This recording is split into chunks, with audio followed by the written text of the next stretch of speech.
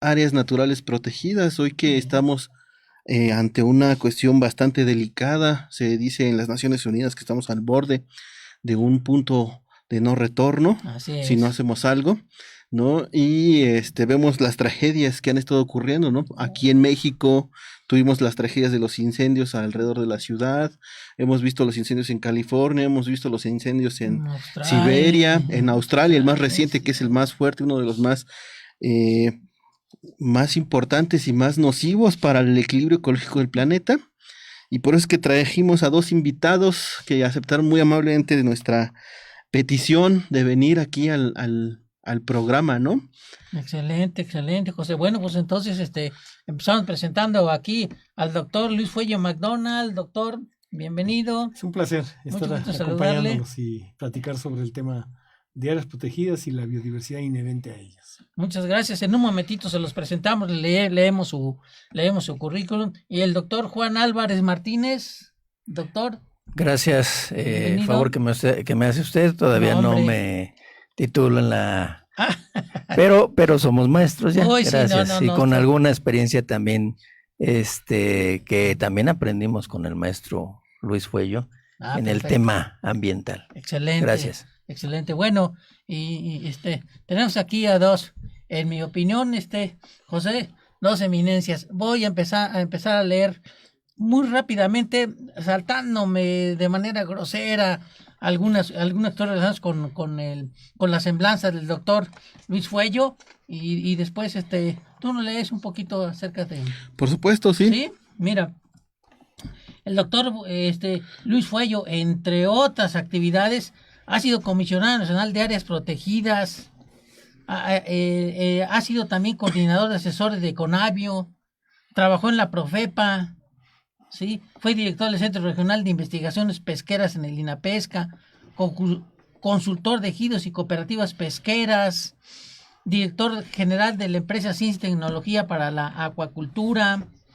Mira, cursó la licenciatura en física en la Facultad de Ciencias de la UNAM, ¿sí? Realizó estudios de maestría en México y Noruega, cuenta con especialidad en hidroacústica, evaluación de recursos marinos y manejo de ecosistemas costeros, estrategias y técnicas de conservación de la naturaleza, litigio estratégico para la defensa de los derechos económicos, sociales, culturales y ambientales. También incursionado en su formación académica en Derecho y Economía, temas ambientales diversos, evaluación de recursos naturales, planeación estratégica, administración pública y liderazgo, entre otras cosas. Ha cursado diplomados en materia de Derecho en el Instituto de Investigaciones Jurídicas de la UNAM y en la Escuela de Administración Pública en la Ciudad de México, en Derecho Ambiental, Litigio Estratégico, etcétera, etcétera. Y también ha sido diplomático, pero en sus áreas. Ha participado en foros multilaterales como representante de México y jefe de delegaciones, reuniones de partes de convenios internacionales tales como la CCA, NAUPA, FAO, y bueno, acá hay unas siglas difíciles de leer de momento: CIAT, UICN, UNESCO, Ramsar, entre otras, etcétera, etcétera. O sea que tenemos aquí una gente destacadísima y qué bueno, José, porque siempre nos preocupamos por intentar presentar a las gentes más destacadas en las materias que tratamos aquí. Así es, en ese sentido es casi una enciclopedia viviente, No, hombre, el doctor, doctor, ¿no? pues gracias por venir. Y Hombre, bueno, aquí, el maestro Juan a Álvarez no se ilustrarnos. queda atrás, ¿eh? Primero, Ay, no, él sí, no lo estudió dudo. la licenciatura en Derecho. Por naturaleza se inclinó un poco al principio de su ejercicio profesional de Derecho Civil y Administrativo, pero conforme fue desempeñando diversos cargos públicos, se vincula con las ramas del derecho agrario y ambiental, obviamente muy necesario en nuestro país, ¿no? Sobre Claro. todo el derecho agrario que está casi olvidado después de la reforma agraria de Salinas, ¿no? Ujú. Conforme su interés por el estudio se fue acercando a los temas ambientales, a raíz de ello se asume como un ius ambientalista, convencido del cuidado y la protección del medio ambiente. Ha sido director de amparos en la Secretaría de la extinta Secretaría de la Reforma Agraria en 1994. En la misma secretaría fue responsable de atender las recomendaciones enviadas por la Comisión Nacional de Derechos Humanos y director de procedimientos agrarios en la Unidad Técnica Operativa, entre otros cargos. Fue subdirectora de amparo, acciones de inconstitucionalidad y controversias constitucionales en la tercera, cuarta y quinta asamblea del entonces Distrito Federal. Ha sido coordinador del Centro Regional de la Secretaría del Medio Ambiente de la Ciudad de México y en diversos momentos se ha desempeñado en la delegación política de Tláhuac, hoy la alcaldía, como director de regularización territorial, como director ejecutivo de participación ciudadana y actualmente es el director de ordenamiento jurídico de desarrollo urbano. Es egresado de la UAM, del plantel Azcapotzalco en la licenciatura de Derecho, como lo había dicho anteriormente, y maestro en gestión pública para la buena administración por la Escuela de la Administración Pública de la Ciudad de México. Además, es egresado del Máster de Derecho Ambiental y de la Sostenibilidad en la Universidad de Alicante, España. ¿Cómo la ve? Dos maestrías. Experiencia, además, en el Diplomado en Derecho Procesal Constitucional por la Suprema Corte de Justicia de la Nación y el Senado de la República, participante en el Seminario Internacional Más allá del Derecho a la Ciudad, Dilemas y Debates hacia el Hábitat en el 2015, y también ha sido participante en foros metropolitanos y Repensar la Metrópoli de la Cátedra Luis Uniquel en el 2018 en la Universidad Autónoma Metropolitana. Pues así es, mi querido maestro. Casi nada, pues qué bueno, José, me da mucho gusto porque tú sabes que tenemos una gran cantidad de temas y de problemas en cuestiones de naturaleza y de ambiente, ¿verdad? Y nuestro tema ahora es áreas naturales protegidas de México. Y ¿qué introducción nos podías dar, José? Aunque es claro que pues este tema, simplemente con hablar de áreas naturales protegidas, ya se entiende que el asunto pues va a tener muchas implicaciones. Así es. Bueno, fue un recurso legal que se estableció en la Constitución mexicana, ¿no? Para tratar de cuidar ciertos espacios, ¿no? Naturales, considerados estratégicos en algunos momentos y en otros para evitar el crecimiento de la marcha urbana, ¿no? Sobre todo para ir tratando de cuidar los recursos naturales que tiene el país, ¿no? Pero a medida que esto se fue desarrollando, ha tenido diversos problemas y diversas modificaciones y otro tipo de desarrollos, ¿no? Es una de las armas que empezaron a usar los países, ¿no? Para detener esa devastación ambiental, ¿no?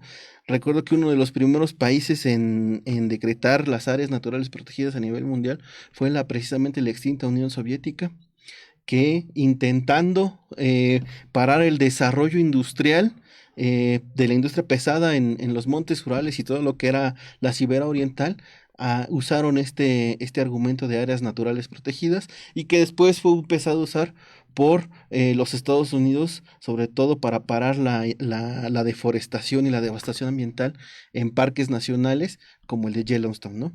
Pero aquí nuestros expertos seguramente tienen un poco más de información más precisa, más exacta. Esto es a nivel general, ¿no? Por lo que uno ha podido investigar, pero seguramente nos van a precisar con mayor detalle esta cuestión, ¿no? Sí. Oye, pues qué bueno que los tenemos aquí porque yo nada más con esto termino para que escuchemos a los doctores aquí presentes. Mira, en los últimos tiempos hemos sabido de dos cosas bien graves que han sucedido a escala planetaria. Una, sabemos del fracaso de la famosa COP25, ¿verdad? Que aquí el doctor seguramente nos podrá decir muchas cosas sobre esa cuestión. ¿Qué es la COP25? Pues esa reunión pues la mayor parte de los países, sobre todo los más desarrollados, ¿verdad? En la que supuestamente se iba a tratar de frenar el calentamiento global y supimos que fracasó. 25 fracasos, para ser exactos, así ¿no? es. Y luego, claro, hay que ver hasta qué punto fracasó. Y luego ya, para terminar con lo que estoy diciendo ahora, tenemos el escándalo que dice que 1,000 millones de animales muertos en Australia por los incendios. Nadie puede decir desde el punto de vista científico que el calentamiento global no es una realidad, hay que ser un imbécil para decir lo contrario. Entonces, nada más si lo vemos desde ese punto de vista, José, ya, para no hablar aquí de los problemas que tenemos cuando se habla o que del Tren Maya o que del canal transísmico y cosas de ese tipo, pues que evidentemente nos están llegando en este momento. ¿Cómo ve usted el asunto, primero en términos generales, doctor, y luego lo vamos acercando a nuestro país? ¿Qué nos puede decir? Díganos, porque estamos muy preocupados.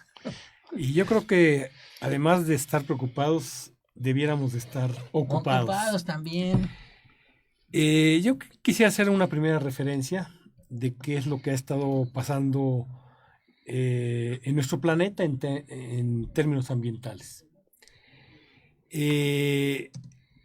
Los estudiosos sobre el origen del planeta han llegado a una cifra que hoy es referente en la ciencia. El planeta Tierra tiene 4.540 millones de años. Se dice fácil. Y durante todo ese tiempo hemos venido experimentando la propia evolución geológica del planeta. El planeta se ha venido transformando en esos 4.540 millones de años, y a lo largo de ese tiempo vimos surgir la vida, la vida como la conocemos hoy en el planeta, desde los organismos más pequeños, los organismos unicelulares, hasta las formas de vida más compleja de las que hoy somos testigos. Y durante todos esos tiempos, pues hubo cambios naturales, ¿no? Hubo extinción de especies de manera natural, pero a partir de la Revolución Industrial, ¿no?, que la ubicamos en el siglo XVIII, finales del siglo XVIII, en 1780, con la introducción del carbón como fuente de energía, y en esos últimos 220 millones de años, transformamos nuestro entorno natural a una velocidad inédita. Y simplemente como referencia, comparemos si toda la vida del planeta fuera un día, los 4.540 millones de años los convertimos en un día, el tiempo en los que hemos, como especie humana, transformado nuestro entorno, ¿qué representa? Y resulta que esos 200 años, comparados con los 4.540 millones de años, representan 1.4 segundos. Es decir, en el calendario cósmico. En el calendario cósmico, haciendo esta comparación, en muy pequeño plazo hemos transformado nuestro entorno ambiental. Y eso implica que estamos poniendo en riesgo toda la riqueza biológica.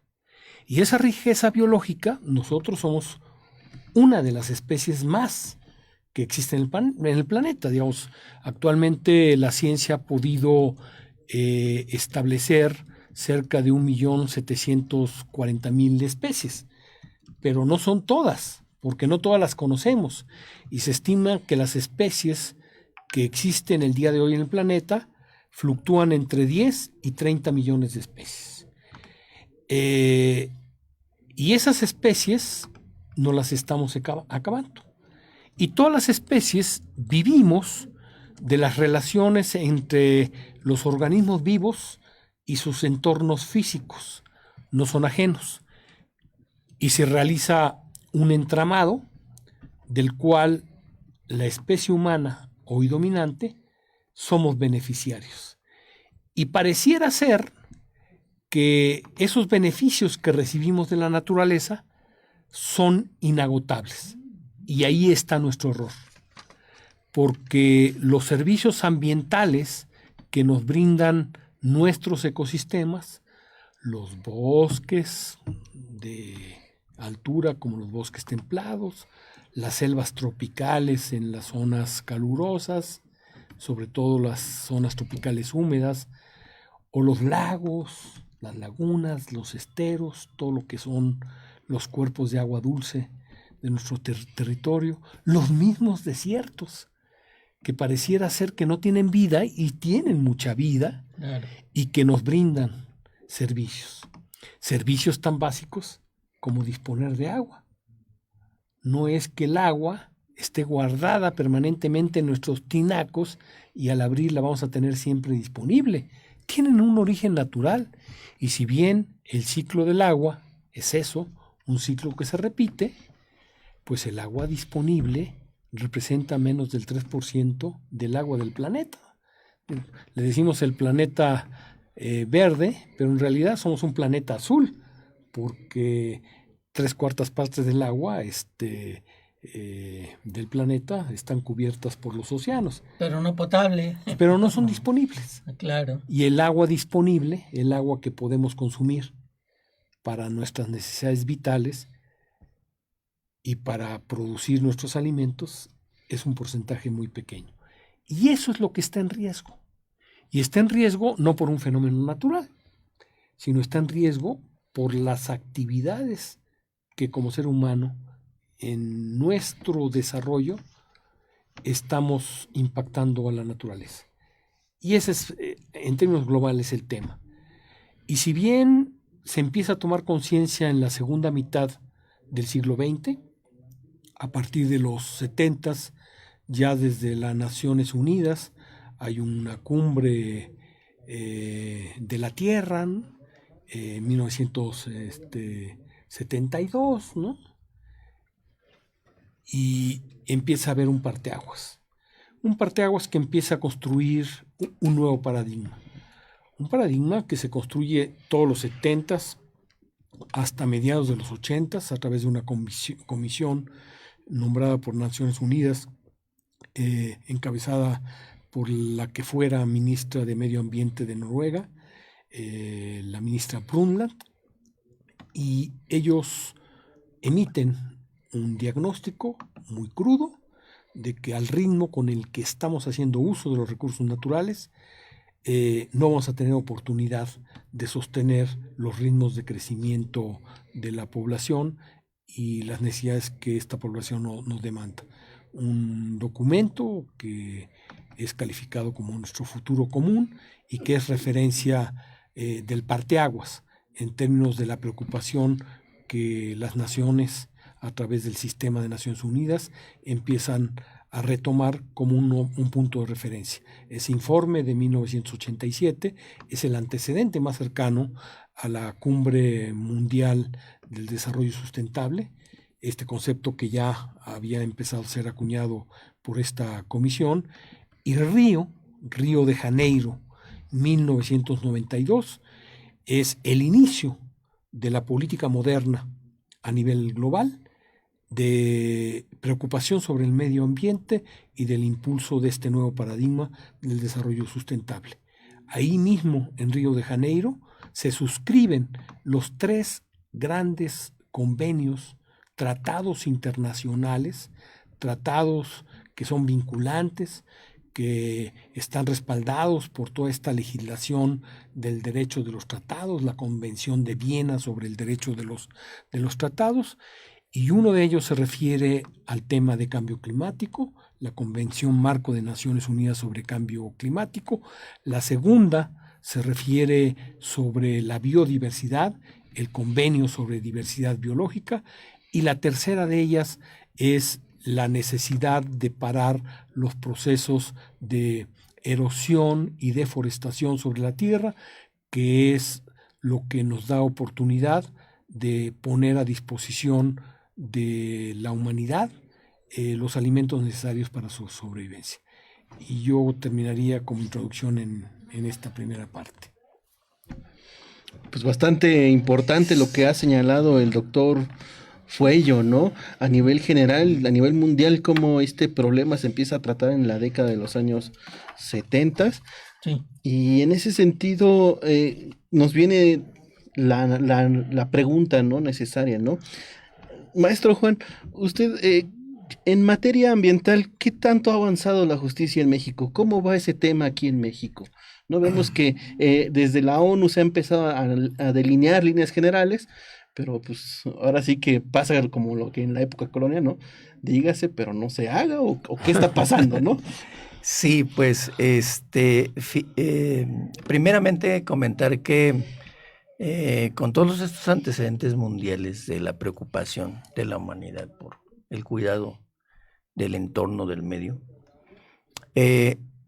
comienzan a delinearse en materia del derecho en las naciones, poco a poco algunas ramas, ¿sí? Pero es muy lenta. A la fecha todavía hay en algunas naciones en donde como tal, propiamente dicha, la justicia ambiental no está establecida. En nuestro país incluso llega un poco tardía. Se empiezan a delinear en lo que se conoce como los derechos difusos, los derechos de la tercera generación, en donde después de los derechos individuales y después los colectivos vienen ya los derechos sociales. Pues. En realidad el medio ambiente tenía al inicio una dificultad para identificar quiénes eran los sujetos tutelares de esos derechos. En una afectación, por ejemplo, de bosques, bueno, ¿quién podía ejercer las acciones o demandarle al Estado que interviniera para que no se pudiesen seguir realizando esas acciones lesivas?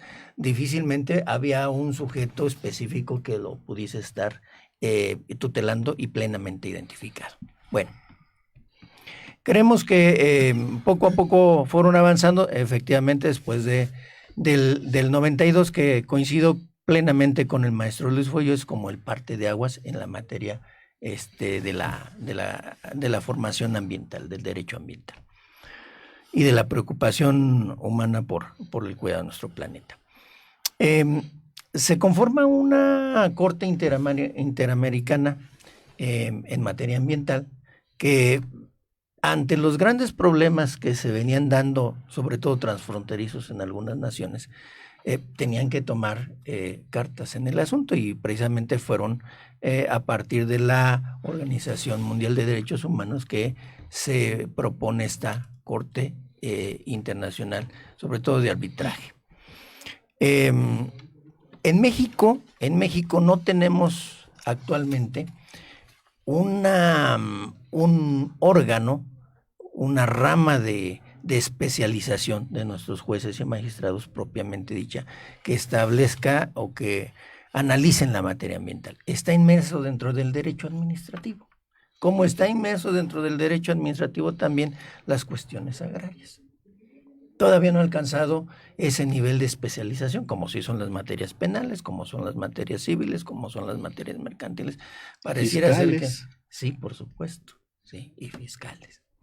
Entonces, pareciera ser que todavía la concepción de la idea de mercado y de consumo es la que sigue rigiendo precisamente las políticas, sobre todo en materia de hacer justiciables los derechos.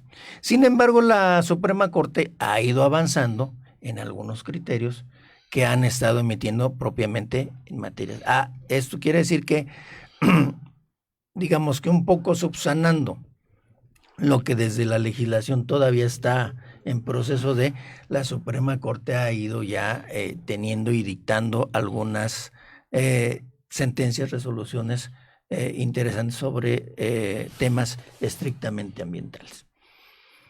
¿Qué quisiéramos que se diera en nuestra República y en nuestra Ciudad de México?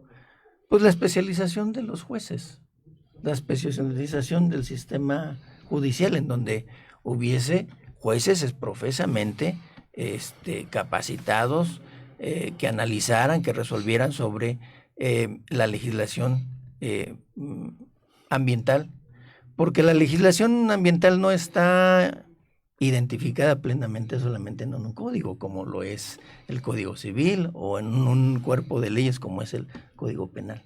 Sigue estando dispersa.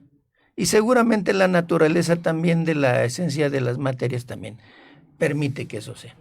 Sin embargo, a veces encontramos, sobre todo cuando se va a hacer alguna denuncia desde la ciudadanía en general, cuando va uno con un ministerio público, seguramente que no tienen la capacidad todavía suficiente para identificar cuándo están ante una problemática de carácter ambiental.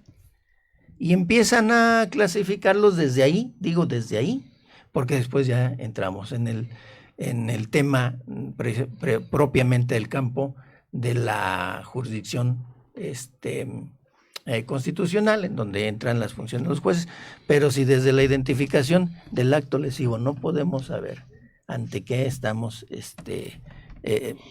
ante qué ilícito estamos trabajando o estamos parados, pues difícilmente va a poder integrarse debidamente a una carpeta de investigación y difícilmente puede recaer algún proceso y alguna sanción pues condenatoria para quien está generando lesión al ambiente.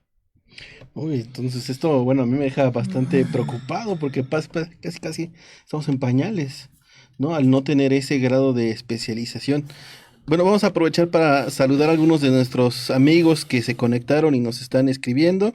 Amigos de Puntos Suspensivos, gran programa, les mando un gran abrazo, atentamente Leobardo Vázquez, Qué bueno, Azucena gracias. Young, saludos desde la colonia La Estación, saludos Azucena, Salvador Morales, saludos desde Pirámides de Teotihuacán, saludos. Está bien. Raúl Martínez, saludos de la Colonia del Mar, saludos Raúl. Uy, el mar. Armando Sánchez, saludos desde Tláhuac, saludos Armando. Petra Carranza, que siga el canal, ¿por qué lo cierran? Nada más que se habla sin censura, apoyo total. Pues ya ven que nos habían estado censurando desde que sacamos aquellas conversaciones sobre Irán y pues nos censuraron un poquito el canal, pero ya estamos de vuelta, ¿no? Entonces, maestro Lerín, no sé si... Pues sí, mira, a mí me gustaría que el doctor Luis Fuelle nos platicara un poquito sobre si, bueno, yo diría que no hemos avanzado en la conservación de la biodiversidad en México, pero el doctor nos podrá dar seguramente alguna opinión. ¿Cuál es el estado de la biodiversidad en México? A ver, sí, es un tema interesante y yo diría que es un tema que no podemos amplio, ¿no? Clasificar entre el blanco y negro. Por supuesto que si hacemos una referencia a los últimos 30 años, podemos reconocer avances. Y eso es importante saberlo. Porque a partir de finales de los 80s, particularmente el 30 de enero de 1988, en México se publica por primera vez una ley general. No existían leyes generales que abarcaran tanto a las autoridades federales como a las autoridades estatales. Las leyes que tenían que ver con el medio ambiente en los 70s y hasta esta fecha de los 80s, en 1988, eran leyes federales que solo atendían sobre todo el tema de la contaminación ligada a actividades federales. Pero la Ley General del Equilibrio Ecológico y la Protección al Ambiente es una ley que se construye de manera integral, con una visión holística, que no solo toma en cuenta los temas de contaminación atmosférica, que ya vivíamos de manera muy cruda en la Ciudad de México, y por ello se implantó el programa desde aquel entonces de No Circula, pero que al igual que la contaminación del aire, estábamos contaminando el suelo, estamos contaminando las aguas, pero no solamente eso, sino que íbamos a nuestros ecosistemas, a nuestra vida natural, a nuestra riqueza natural, y la estábamos destruyendo. De manera que esta nueva ley tiene esa ventaja de una visión integral. Esa nueva ley, en poco tiempo, ya para 1996, se vuelve a revisar, y el 13 de diciembre de 1996 se publica en el Diario Oficial de la Federación una revisión enriquecedora de los temas ambientales. Pero no solamente la Ley General del Equilibrio Ecológico constituye el andamiaje legal con la que podemos los ciudadanos demandar y reclamar nuestro derecho a un medio ambiente sano. Hoy hay una gran cantidad de leyes, cito algunas como referencia: la Ley General de Vida Silvestre, que sustituyó a una vieja ley obsoleta de caza y pesca. Tenemos hoy una ley integral, una ley general de prevención integral de los residuos.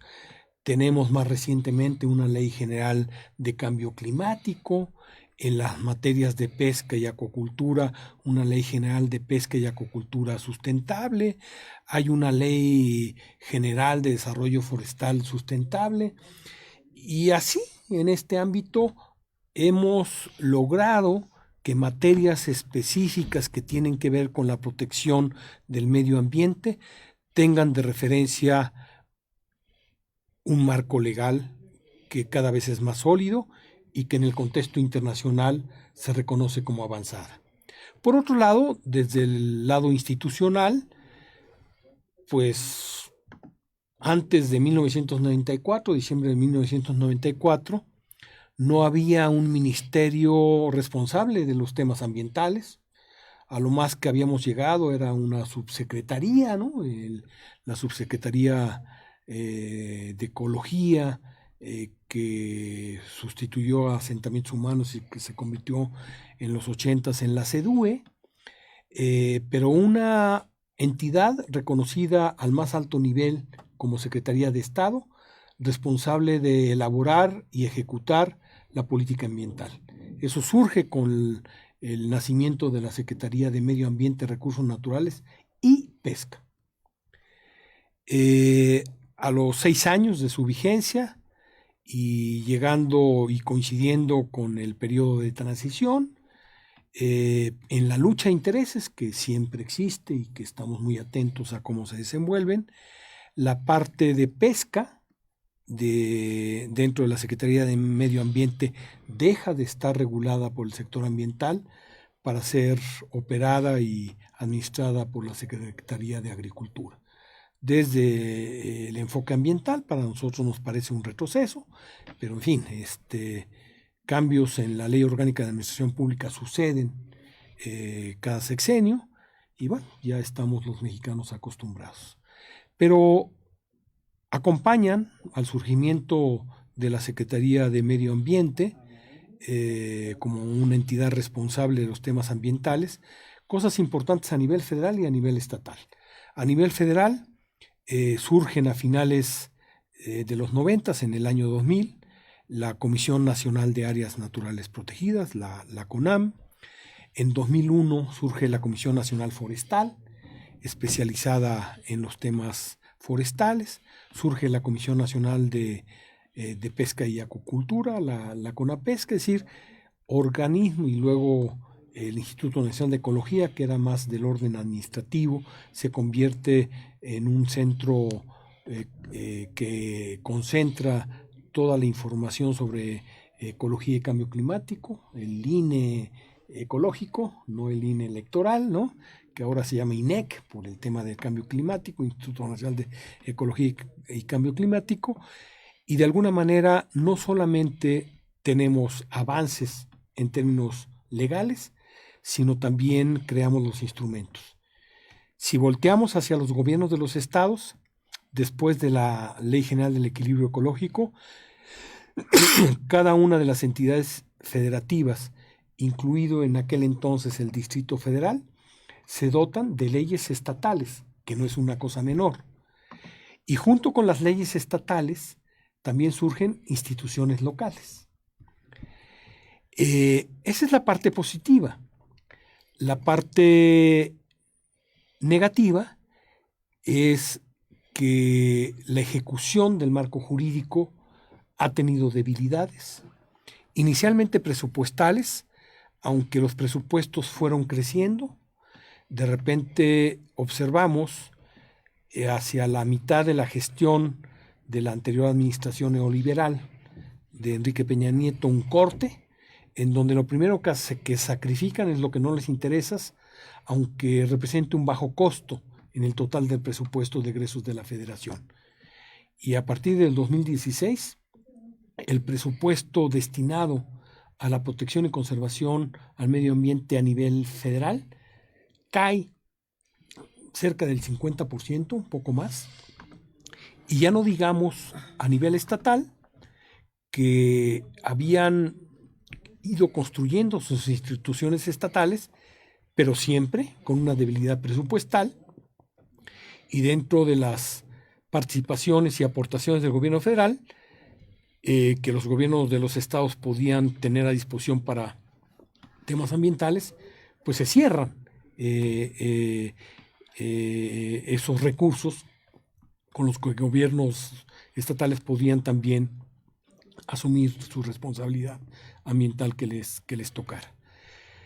Y quizás uno de los retos, y ahí coincido con Juan, que ha tenido el sector ambiental es la incapacidad institucional, yo diría, y más allá de las instituciones, la capacidad del Estado de hacer cumplir las leyes que tenemos en materia ambiental. Y eso es una debilidad.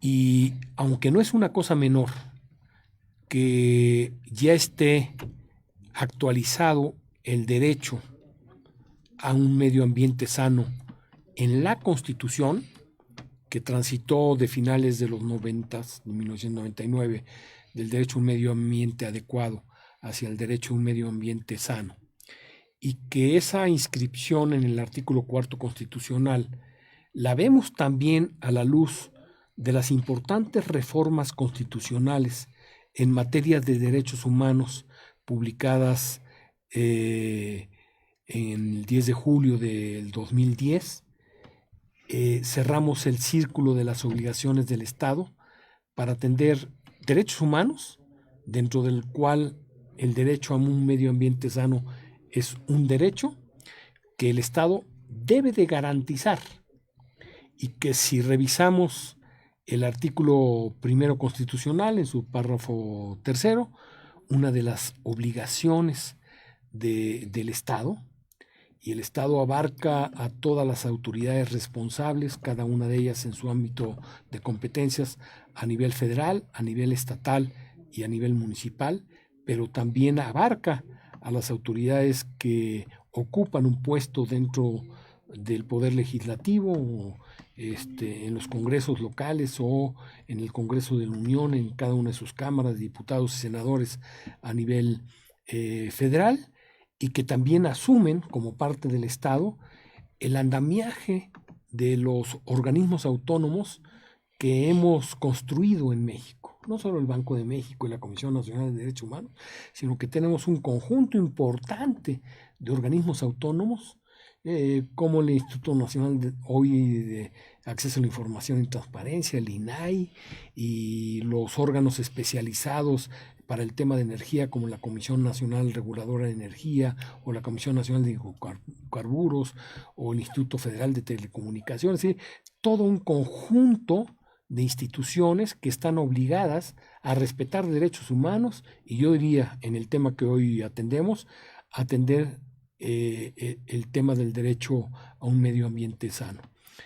Y termino diciendo, si bien el Poder Judicial no dispone al día de hoy ni de jueces especializados en materia ambiental, ni tribunales colegiados que atiendan de manera especializada el derecho ambiental, y la Suprema Corte no tiene una sala especializada, solo tiene las dos salas tradicionales que conocemos, lo que sí es cierto reconocer es que ha habido temas ambientales que han llegado a nivel de juzgado de distrito, de tribunales colegiados y a la Suprema Corte de Justicia de la Nación, que empiezan a disponer de toda una forma de interpretar el derecho ambiental que favorece al ciudadano.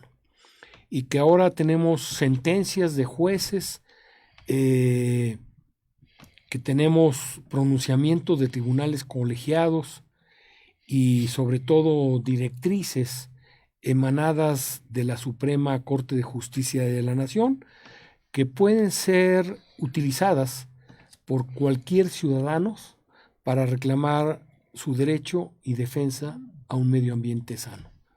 Entonces, concluyo, sí, tenemos claroscuros, construyendo leyes, normas y instituciones, y por otro lado, debilidades presupuestales que a partir de este parteaguas del 2016 se mantienen incluso a la llegada de la Cuarta Transformación, que el tema ambiental no ha sido suficientemente valorado y que nos enfrentamos con un debilitamiento de las instituciones responsables de gestionar el tema ambiental a favor del ciudadano. Pues está bastante denso todo este Sí. problema en el sentido de que hay varias cosas que señaló el doctor, ¿no? Hay varios avances, hay varios retrocesos, hay cosas que no se están contemplando actualmente, ¿no? Y en ese sentido necesitamos que la ciudadanía esté informada, ¿no? Que esté proclive a participar. Sí. Para eso son estas mesas de análisis, para que la gente de a pie entienda lo necesario que es su participación, ¿no? Que no se conformen con meterse en camisa de 11 varas, ir a votar y desentenderse de lo que hagan en las cámaras de senadores, en los tribunales superiores de justicia, en las presidencias municipales, etcétera, ¿no? En ese sentido, maestro Juan, nosotros decíamos que las áreas naturales protegidas son un instrumento que empezaron a utilizar, ¿no? Jurídico, para ir regulando algunas actividades, sobre todo para detener la deforestación, la devastación ambiental, el crecimiento de las manchas urbanas. ¿Qué importancia tienen las áreas naturales protegidas para el desarrollo económico, político, social y ambiental en México? Bien, pues tienen toda la importancia. Finalmente, cualquier desarrollo mundial, cualquier desarrollo de una economía mundial, debería de estar basado en la sustentabilidad. Hay algunos investigadores que incluso señalan que propiamente el crecimiento de una economía va en contra del cuidado de la naturaleza, de la subsistencia de la propia naturaleza. Recuerdo mucho porque en una clase con uno de los profesores, propiamente en Alicante, nos hacíamos la interrogante, entonces, ¿hacia dónde va el sistema de consumo y propiamente el sistema capitalista? Tendríamos que decrecer en lugar de... Porque para mantener este planeta, pues si el crecimiento es sinónimo de deterioro, o por lo menos de impacto al medio ambiente, pues entonces las economías no tendrían que estarse desarrollando. Sin embargo, eso no es posible. Hay economías subdesarrolladas que están en las vías de también saltar sus problemas ambientales, también saltar sus problemas de subsistencia económica, también saltar sus problemas de migración, en fin. No es posible, creo, que a nivel global pueda suceder eso. Sin embargo, creo que sí es posible que como humanidad cuidemos nuestros patrones de consumo.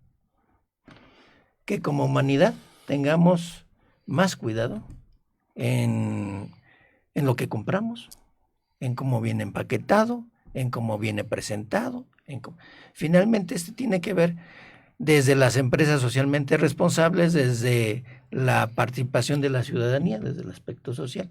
Y también tiene que ver con políticas transversales públicas que finalmente generen las condiciones para que, sin detener el crecimiento, pueda haber, sí, una economía más sustentable, una economía más amigable. Creo que, igual volviendo al territorio, a nuestra querida nación, y aterrizándolo un poco más en la Ciudad de México, a pesar de cualquier crítica que haya hoy por el tema de la prohibición de los plásticos, creo que finalmente es una política que empieza a ser transversal y que empieza a dejar una semilla para ir generando. También va a pasar por un proceso, sin duda. Un proceso de aceptación, un proceso de conocimiento, un proceso de ajuste de las empresas que se dedican a producir, a comercializar esto, sin duda. Ya lo vimos también, eso sucedió en 1988 a partir de el primer declaración voluntaria de la verificación de los automotores. Entonces, vamos en ese proceso. Y no solamente tendría que ser con el tema de los plásticos. Hay muchas materias en las que tendríamos que tener mayor cuidado. Una de ellas también creo que vale la pena reflexionarlo. El tema del trueque. El tema del trueque también tiene que ver precisamente con patrones de consumo.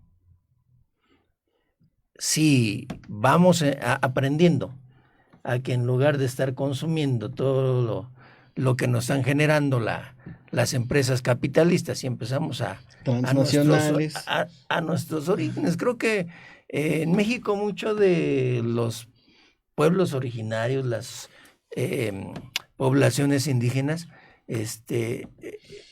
practicaron eso. Sin embargo, al incorporarnos a los patrones de consumo capitalistas, pues, se nos ha ido siendo más cómodo. Entonces, sí creo que tiene que ver, volviendo a responder la pregunta, ¿qué tanto tiene que ver? Tiene que ver todo. Y dirigirlo precisamente hacia una economía para el desarrollo sustentable. Estas dos palabras a lo mejor pueden significar muy poco, puede significar todo. Sin embargo, si nos atendemos al tema de la sustentabilidad, en fin, ¿qué es la sustentabilidad? La sustentabilidad es garantizar el futuro de nosotros ahorita, pero también garantizar el de las generaciones próximas. Y si eso no lo hacemos ahorita, no vamos a ser sustentables, nos vamos a acabar nuestro planeta antes de que las generaciones siquiera nos puedan reclamar. Sí, ¿no? Y va muy emparejado a estos ideales que tenemos de vida, ¿no? De estilo de vida, ¿no? El American Way of Life, por ejemplo, ¿no? Y me acuerdo mucho de esta gráfica que en algunos estudios sobre impacto ambiental publican algunas instituciones como la ONU, ¿no? Donde hacen una comparación entre Estados Unidos y la India, ¿no? Como los dos grandes ejemplos para mostrar, ¿no? Que si la India adoptara el modelo norteamericano, necesitaríamos 8 planetas, tierras, para que la población india, que son más o menos 1.300 millones de habitantes, ¿no? Pudieran alcanzar el estilo de vida norteamericano, ¿no? Entonces sería fatal, ¿no? O sea, no nos da el planeta, ¿no? Eso que hablaron ustedes de los ciclos, de los recursos, no serían lo suficientemente, ¿cómo decirlo? No darían, ¿no? No alcanzarían a reponer los recursos renovables para alcanzar ese estilo de vida. Entonces tenemos que modificar no solamente los patrones de consumo, sino los patrones de producción, ¿no? De cómo organizamos la producción, la distribución, la circulación, el consumo y la reproducción en todo un ambiente social, ¿no? Y entonces está bastante delicado esta cuestión, ¿no? Sí. Sí, fíjate que yo me acuerdo, José, y seguramente aquí los doctores también lo deben tener, pues, aunque ya pasaron algunos años también, seguramente, pues sus amplios conocimientos lo deben de recordar. Yo estudiaba, pues cuando era joven, ya hace muchos años, ahí sí, y en aquella época era muy famoso, en los años 70, las prédicas, las discusiones, los análisis, los libros del Club de Roma. Uh-huh. Ustedes se acordarán, ¿verdad? Y entonces era muy famoso que se hablaba de los límites del crecimiento. Tú hablaste ahorita del asunto de la India, ¿verdad? Y yo en aquellos años tenía un profesor que decía, miren, el día que los chinos tengan el nivel de vida de los norteamericanos, o cada chino usa un automóvil como usan los norteamericanos, ya nos cargó el payaso, ¿verdad? Y si observamos, pues China está en un proceso de crecimiento sumamente rápido, sumamente acelerado. No es un proceso de desarrollo similar al norteamericano, que es altamente consumista, depredador, ¿verdad? Contaminador, etcétera, etcétera. Pero también, pues hay que pensar. Usted te hablaste de la India, pero si le sumamos China, por ejemplo, ¿verdad? Sí, les sumamos pues el resto ¿qué será? 4.500 millones más de habitantes del mundo, que son los 7-8 que hay, pues entonces el asunto se vuelve muy complejo. Doctor, ¿usted piensa, por ejemplo, que ¿Qué podríamos hacer nosotros como mexicanos? Porque yo entiendo también que si bien es cierto que tenemos que hacer pues esos análisis de carácter global, ¿verdad? Pues también nosotros tenemos que partir aquí de lo local, ¿verdad? Yo siempre pienso, digo, bueno, aquí estamos en Tlalpan, siempre presumimos que aquí se produce la mitad del agua, decía nuestra alcaldesa, decía Claudia Sheinbaum, ¿verdad? Y se usa la mitad del agua que baja hacia la Ciudad de México, y tenemos una gran cantidad de bosque, y eso. ¿Qué podemos hacer nosotros como mexicanos, verdad? Para paliar este problema global, ¿verdad? Porque dicen, bueno, pues, el calentamiento global, ¿qué podemos hacer? Pues así, visto así muy generalmente, bueno, pues, parece que no podíamos hacer nada, pero yo creo que sí podemos hacer. Sí, se nos pinta como muy ajeno, ¿no? Sí, así no, y así es, y no tiene nada de ajeno. Bueno, tendríamos en primer lugar que reconocer que México es uno de los países más ricos en biodiversidad. De los 192 países que concurren en el sistema de Naciones Unidas, se reconocen a 17 países como países megadiversos. Dentro de esos 17 hay 12 de ellos que concentran casi el 75% de la riqueza biológica. Y si nos vamos a México y nos focalizamos, por ejemplo, en qué tanta riqueza en plantas vasculares tenemos, de los 192 países nos colocamos en el 5º lugar. Si nos vamos a los mamíferos, nos podemos ubicar en el 3er lugar de riqueza de especies en mamíferos terrestres. Si nos vamos a las aves, que tienen mucho mayor capacidad de migrar entre territorios fuera de los límites de un país, claro, nos ocupamos el 8º lugar. Si vamos a los reptiles, nos ubicamos en el 2º lugar. Si vamos a los anfibios, en el 5º lugar. ¿Por qué esta referencia? Porque tenemos que reconocernos como un país rico en riqueza biológica. Y que debemos de hacer a un lado la idea de que solo hay una vía de crecimiento, claro, y que no hay otra forma de crecer más que destruir la riqueza natural, destruir a nuestra propia gente y de promover la división social y la desigualdad, como si fuera esto un destino al que no podemos transformar. Y eso es equivocado, porque si incorporáramos como parte de nuestra visión de futuro el que podemos construir con toda esta riqueza natural que disponemos un desarrollo sustentable, tendríamos que optar por formas distintas de crecimiento y desarrollo. El desarrollo sustentable incorpora 3 dimensiones.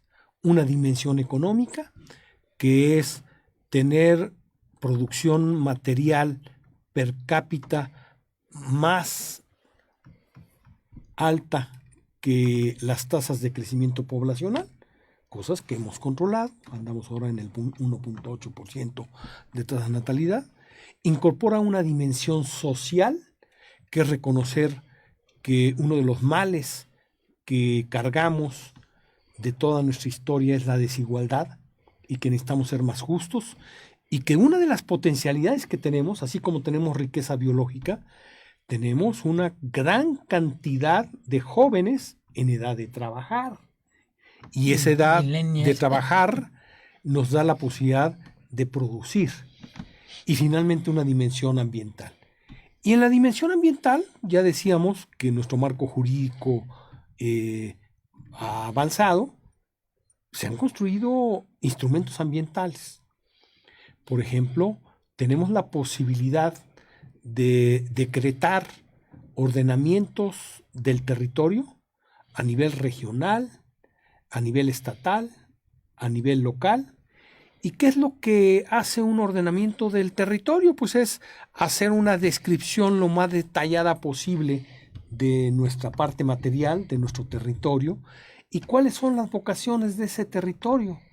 Si es forestal, si es agrícola, si son cuerpos de agua para garantizar el abastecimiento de este vital líquido, en fin, un instrumento que nos permite darnos información detallada para la toma de decisiones.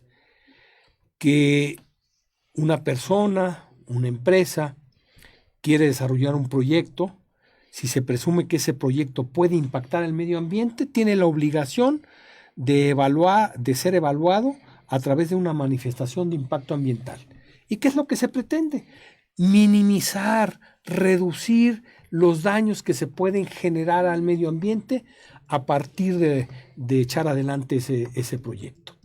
Y entonces tenemos un mecanismo que previamente a la primera piedra, como le gusta presumir a cualquier político, tengamos la oportunidad de revisar en detalle qué es lo que se quiere hacer y de adoptar medidas de mitigación o cambios en el diseño del proyecto para que su impacto al medio ambiente sea lo más reducido posible.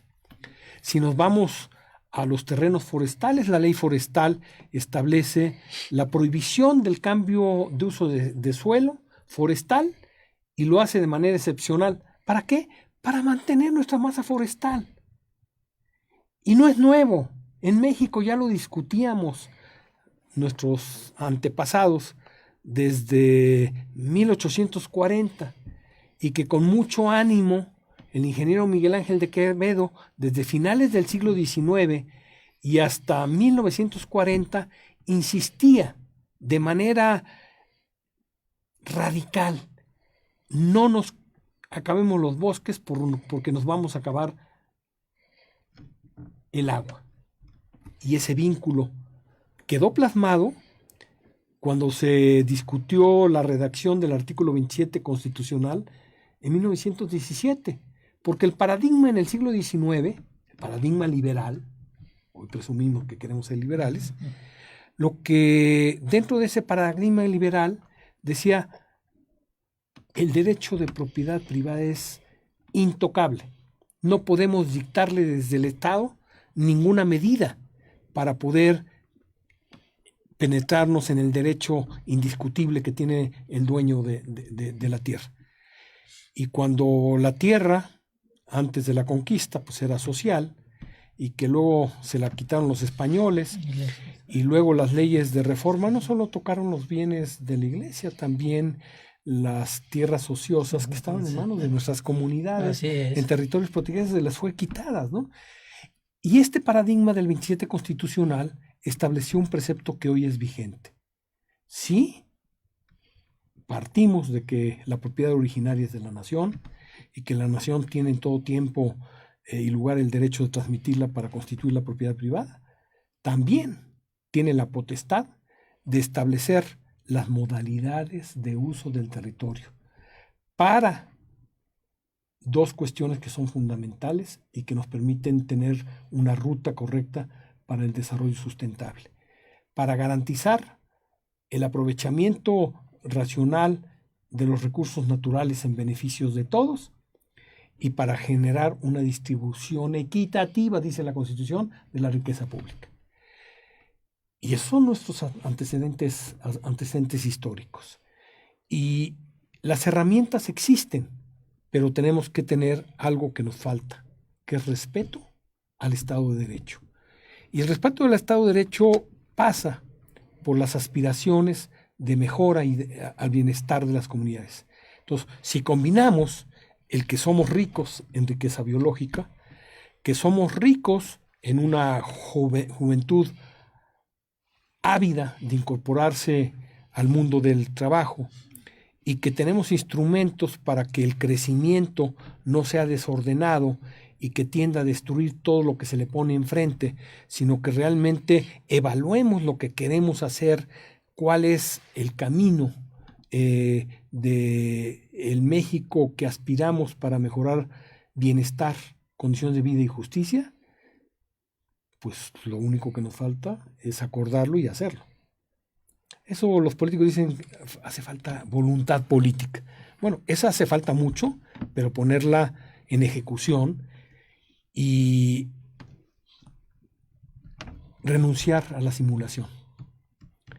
Si nos vamos a poner de acuerdo en cuál es nuestra visión aspiracional, evaluémonos y hagamos las cosas y veamos si estamos caminando por el camino correcto, y si nos damos cuenta que estamos fallando y que estamos construyendo un castillo de naipes, volvamos atrás y volvamos a construir un castillo con cimientos sólidos para la visión aspiracional a la que tenemos. Entonces, yo creo que tenemos condiciones. Para mí, el 1 de julio del 2018 fue un parteaguas.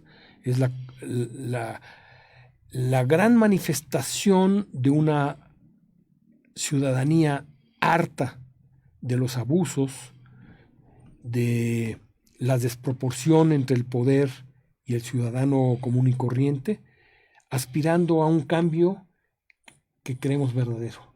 Y creo que es el gran reto. Ya pasó un año y tenemos 5 por delante, pero tenemos que tener confianza en que los ciudadanos están ávidos de un cambio verdadero, y ese cambio verdadero en términos ambientales pasa por apropiarnos el desarrollo sustentable, y que eso sí implica que tengamos que participar en las consultas. La gente quiere que su voz se escuche, no que sean dictadas por no sé quién, corporaciones, bancos, lo que sea, claro. Pero tenemos que ser partícipes en la medida en que nos veamos reflejado en la política pública que le toca a mi ejido, que le toca a mi comunidad, que le toca a mi pueblo, que le toca a mi colonia en la ciudad. En esa medida vamos a tener la gran fuerza de la colaboración ciudadana, que puede hacer que los cambios se den en la realidad y no solo en el discurso. Claro. Bueno, déjenme saludar a nuestros amigos en las redes sociales. Alfredo Alejandro Martínez Peñalosa, saludos al maestro Fuello. Armando Chávez, un placer estar escuchando al par de eminencias que invitaron esta tarde. Puntos suspensivos, se la volaron. Saludos al maestro Juan Álvarez Martínez de toda la banda de Fundesic. Y aquí tenemos una pregunta. Bueno, saludos a Jessica Trejo Morales, que también nos está viendo. Y a Kyle Aniston nos pregunta: ojalá que nos puedan responder ambos participantes. ¿Qué tiene que ver la protección de la naturaleza con las comunidades indígenas y pueblos originarios de México? Bueno, es una pregunta muy, muy pertinente, ¿no? Muy interesante.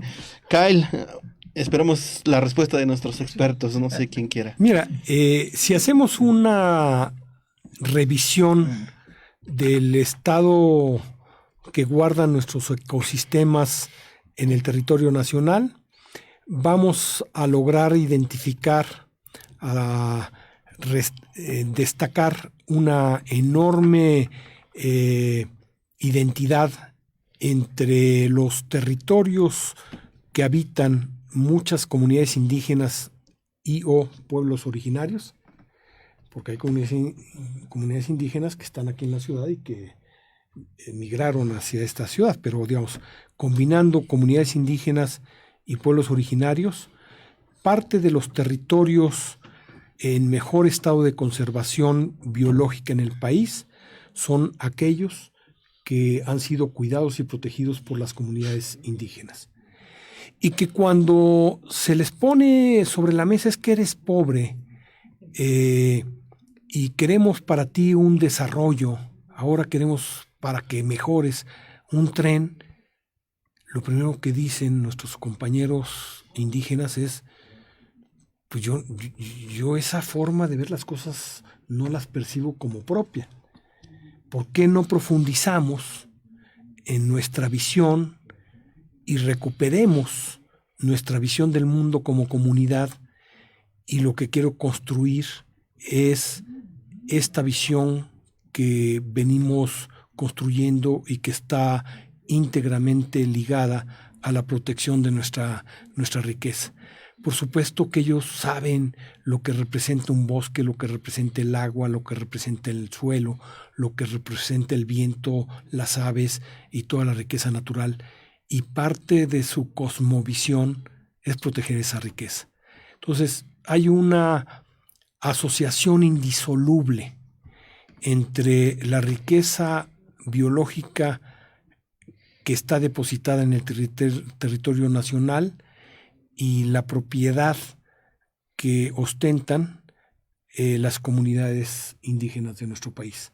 No podemos disociar el respeto de los derechos indígenas, el respeto de los pueblos originarios, incluidos los de la ciudad, aquí en el Ajusco, en Contreras, en Coajimalpa. Si vamos recorriendo todos estos territorios y uno platica con los pueblos, también ellos son defensores de su entorno natural como una forma de proteger su vida y de aspirar al progreso. Completamente de acuerdo. Yo solamente resaltar que en efecto si hay alguna herencia cultural en nuestro México, es precisamente de los pueblos indígenas, de nuestros pueblos indígenas. Claro, claro. Creo que la mayoría, casi todos somos originarios de alguna vertiente indígena, de nuestros pueblos originarios, porque ellos cuidaron su entorno. Originalmente ellos cuidaron su entorno de la forma tradicional como todavía en algunas regiones se conocen. El caso de la producción de la chinampería. Es un cultivo ancestral que tenía un respeto pleno por el entorno. Así es. El agua, en fin. Yo solamente quisiera resaltar que qué bueno que actualmente estas generaciones, incluso algunas generaciones de políticos, están retomando esas preocupaciones que emergen de la ciudadanía y se van plasmando. Actualmente en la Constitución Política de la Ciudad de México se retoma esa parte de la importancia de los pueblos originarios. Así es. Aquí tenemos en Tlalpan Exactamente. varios pueblos originarios. Exactamente. Sí. Se les hace no solamente copartícipes, sino que se les hace se les plasma la libertad para que puedan ellos tomar decisiones que impacten a sus territorios, sea en materia económica, sea de carácter social, sea de carácter cultural. Sí. Así es de amplia la Constitución. Finalmente, en materia de áreas naturales protegidas, también en la Constitución, en el artículo 15-16 constitucional, establece el sistema de áreas naturales protegidas, que ese va a ser otro reto aquí para la Ciudad de México. En la forma en que está planeado, ya iremos viendo a través de la institución correspondiente cómo se va desarrollando esto. Oye, fíjese, y ahorita que usted mencionaba lo de las chinampas, pues recordar, ¿no? Cómo la antigua Tenochtitlan era capaz de alimentar a 800,000 personas, mientras que en Londres, ¿no? Que tanto se hace referencia a veces a este progresismo eurocéntrico norteamericano, ¿no? O sea, apenas si podían alimentar a 60,000, ¿no? Y lo importante, José, es que en aquel entonces hacíamos un aprovechamiento de toda la riqueza natural sin el uso de los hoy modernos instrumentos de hacer uso de agroquímicos y de contaminantes tóxicos como los pesticidas, ¿no? Esa es la verdadera riqueza de lo que representa una chinampa de hace 2,000 años, 2,500 años al día de hoy. Sí, y bueno, a veces menospreciamos ese conocimiento precolombino, ¿no? Bueno, pues se nos está agotando el tiempo, maestro. Mira, yo que nada más quiero decir dos cosas muy rápidas. Una, que el asunto de las áreas naturales protegidas me hace que yo recuerde que aquí nuestra ex alcaldesa Claudia Sheinbaum mandó tirar las casas de unos señores perredistas que se habían apoderado de terrenos y van a construir sus casas en áreas naturales protegidas. ¿Oyeron, señores perredistas? Ladrones. Bueno, es que discúlpeme, pero me entra la pasión política. Doctor, yo le quería hacer una pregunta. Entonces, desde este punto de vista de la cuestión de los pueblos originarios y de cómo se han venido trabajando, resolviendo sus problemas sin dañar el ambiente y todo. Realmente, por ejemplo, podemos pensar que pues el famoso Tren Maya no tenga viabilidad, o es posible en un momento dado conciliar ambas posturas. Hemos escuchado al presidente, ¿verdad?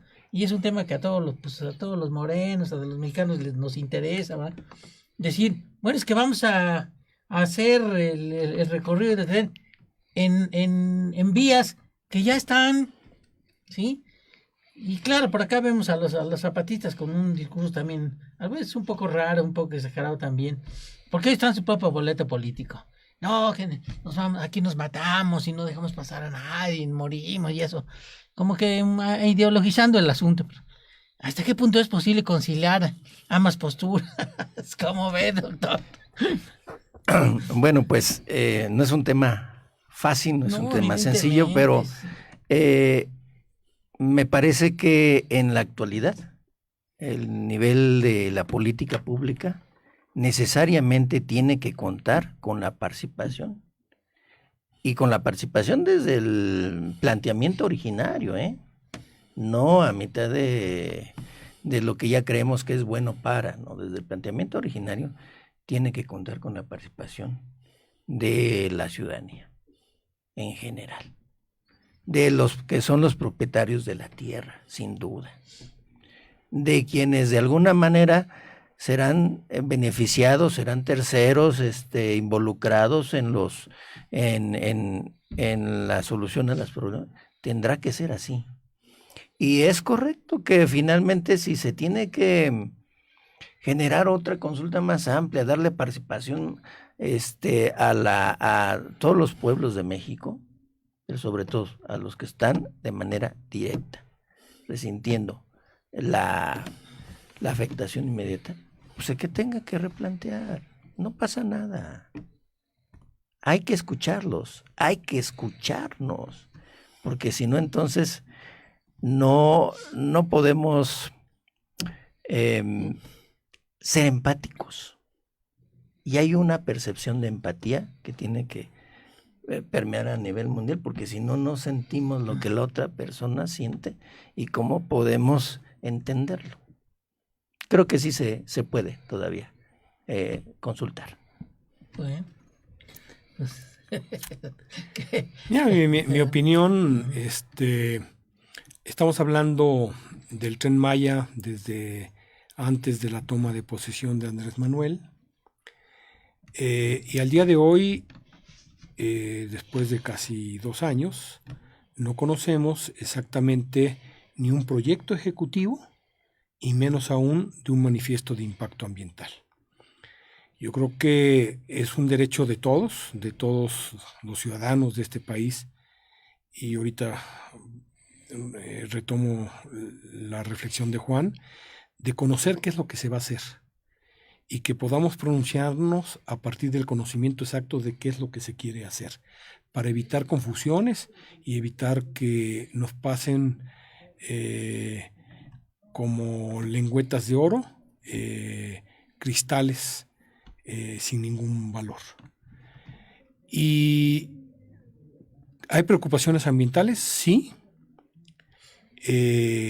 La selva de Calakmul es uno de los macizos de selva más importantes del país. Me tocó llevar la propuesta al Comité de Patrimonio Mundial de la UNESCO y discutimos ahí ampliamente, tanto con los órganos asesores de la UNESCO, la Unión Internacional de Conservación de la Naturaleza, y ICOMOS, que es el organismo asesor de la parte cultural del UNESCO, para convencerlos de esa gran riqueza, y que poner en riesgo esa gran riqueza bajo la idea de que se puede hacer un turismo masivo, es un total y absoluto error. En el momento en que decenas de miles de gentes pretendamos que ingresen a la zona arqueológica de Calakmul, va a representar destrucción tanto en la riqueza biológica como en los vestigios arqueológicos. Y no solamente, y por eso la necesidad de conocer a detalle qué es lo que quieren hacer, hablan de pequeñas ciudades medias que van a mejorar. Queremos saber qué es lo que están pensando, porque si van a traer gente de otros lados para mejorar las condiciones de vida de los locales, lo único que van a hacer es suplantarlos. Y la gente aspira, y por eso ratifico y refrendo lo que Juan opina, que quieren saber exactamente, y ellos tienen un derecho que les otorga el artículo 1 constitucional al momento de que todos los tratados internacionales que han sido suscritos por México y avalados por el Senado de la República son parte de la ley suprema de la Unión, o sea, están al más alto nivel. Y el convenio 169 de la OIT les otorga un derecho, el derecho a la consulta. Y esta consulta no es cualquier consulta, no tiene que ser un engaño, porque parte de principios de un estándar internacional. La consulta debe ser previa, debe ser libre, debe ser informada y debe ser de buena fe. Y estamos esperando que eso se dé, porque lo que hubo el pasado 15 de diciembre no satisface eso. Y yo creo que hay que interpretar a nuestras comunidades. Cuando reúnes una comunidad y se queda callada, es que hay algo. Y el quedarse callado no representa un consentimiento, ¿eh? Y decir, bueno, pues es que un órgano de las Naciones Unidas, como la Oficina del Alto Comisionado de las Naciones Unidas en Derechos Humanos, con sede en México, se manifestó en contra y que no, tenemos una percepción distinta. Yo creo que hay que tener cuidado, ser serios y afrontar el tema a toda profundidad. Podemos coincidir, queremos lo mejor para todas las comunidades, pero quienes mejor nos pueden decir qué es lo que quieren son ellos. Sin duda. Pues, maestro, el tiempo apremia. Sí. Les agradecemos mucho aquí al doctor Luis Fuello, al profesor Juan Martínez, su presencia aquí en nuestro espacio. La puerta está abierta para cuando ellos decidan volver y plantearnos más temas, ¿no? Que a nuestra comunidad le interesan, les mueven estos temas, ¿no? Sobre todo tan fundamentales, trascendentales. Y bueno. A mí me gustaría, bueno, seguramente también a ti y aquí a los doctores que nos acompañan, que habláramos un poco sobre temas ambientales en la Ciudad de México. Seguramente ellos van a tener muchas cosas también que decir, porque no hay que olvidarnos, ¿verdad?, que nosotros aquí somos tlalpenses, ¿verdad? Estamos interesados en los problemas primero de nuestra alcaldía, luego de nuestra ciudad, luego del país y también del mundo. ¿Por qué no? Porque pues, hay que tener una perspectiva amplia. Yo sí me gustaría pedirles a los doctores que terminamos con una reflexión de 1 minuto que ellos consideran importante en principio, y después también invitarlos a que en una segunda oportunidad vinieran a seguir platicando con nosotros, que como ustedes ven, a la gente les interesa, pero no alcanzamos a responder a todas las preguntas ni a todos los que están ahí siguiéndonos. ¿Qué nos dice, doctor? Bueno, en primer lugar, aceptando con satisfacción la invitación, será un placer regresar a esta cabina y acompañarlos en lo que debiera ser un ejercicio cotidiano, que es el análisis y la reflexión sobre los problemas que tenemos. Yo diría en unos pocos segundos, si bien estamos pasando momentos difíciles a nivel global, a nivel continental y no menos en México, no tiremos la toalla, como decimos entre amigos y entre familiares. En el box. Tenemos mucho potencial como país. Y para poder aprovechar todas estas capacidades que tenemos que construir en un diálogo abierto y transparente una cohesión social lo más sólida posible. Y yo aspiraría a lo que Antonio Gramsci decía en los años 20 del siglo pasado. Tenemos que construir un bloque histórico en los cuales seamos capaces de que los intelectuales, los comunicadores, el magisterio, las clases populares, los campesinos, los obreros, tengamos la posibilidad de forjar esto que es la amalgama de un proyecto común en un bloque que piense más allá del día siguiente y que nos haga trascender en la historia. Muy bien. Un bloque histórico que se convierte en un bloque hegemónico, ¿no? Así es. Para eso se toma el poder. Maestro. Dice, para cerrar. Gracias. Pues, si me permiten, vi que escuché más bien que algunos compañeros de la Fundación Fundesic mandaron un saludo. Quisiera regresarles igualmente el saludo. Gracias por escuchar. Mi reflexión es que en esta globalización que tenemos de consumo, en México comencemos a cuidar nuestro consumo. El consumo de todo lo que hacemos, de todo lo que adquirimos, para que no vayamos empeorando las condiciones en que está nuestro entorno. Y sí se pueden hacer pequeñas cosas, pero que si se suman, poco a poco van dando un resultado positivo. Me parece que tenemos que todavía ver muchas cosas en esta gran ciudad en cuanto a los aspectos legislativos y en cuanto al cumplimiento de la ley en la materia de medio ambiente, sí. Y ojalá podamos cumplir con el ordenamiento legal. Pues perfecto, ¿no? Pues muchísimas gracias otra vez a nuestros invitados. Sí. Maestro Lerín. No, pues les agradecemos que nos hayan acompañado y sobre todo al auditorio, ¿verdad? Que están tan interesados en el tema y pues seguramente seguiremos con este asunto porque realmente es primera vez que hacemos una mesa con este tema, José. Realmente no tenemos mucho tiempo nosotros aquí en nuestra mesa, pero seguramente lo vamos a seguir porque es necesario, es vital. Doctor Luis. Profesor Leira, muy agradecido. Gracias. No, hombre, se los agradecemos. Muchas Y gracias. amigos, muchas gracias por acompañarnos. Sigan visitando la página de Puntos Suspensivos Radio, Puntos Suspensivos Comunicación. Muchas gracias. Buenas tardes y quédense para nuestro programa que es el siguiente. Buenas tardes.